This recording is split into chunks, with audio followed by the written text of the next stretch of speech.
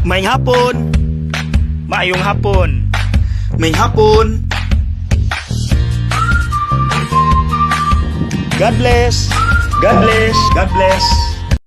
Ingon sa usa ka philosopher, ang tanang gibuhat sa tawo, good or bad, padulong na sa usa ka purpose, aron malipay.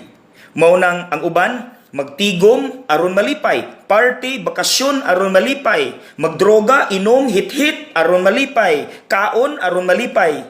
Pero what do you observe sa kalibutanon nga kalipay? Temporary, no? So ni ay usa ka kalipay nga ako mismong naobserbahan, pero pipila lang ang nakasinati ani. Ug naarabay pattern. Kini silang mga tawhana walay laing gisaligan ang Dios ra 100%. Pruweba, number 1, Nanay Asteria, taga Bukid. More than 30 years nangalagad isip katikista.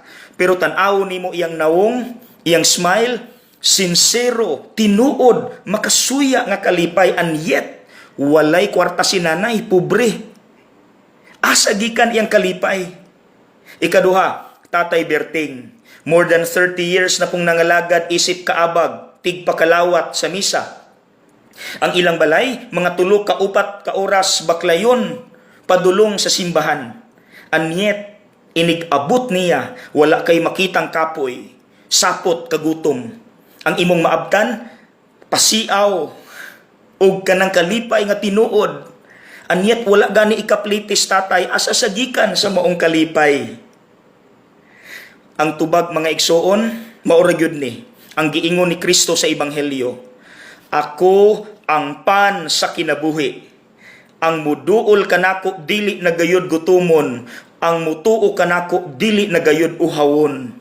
Kana ragyoy akong matubag mga igsoon. Gusto mo anang kalipay nga walay kwartahay? Atong iampo ang pag-ampo ni San Agustin. Di arao, Lord, my heart is restless until it rests in you. God bless.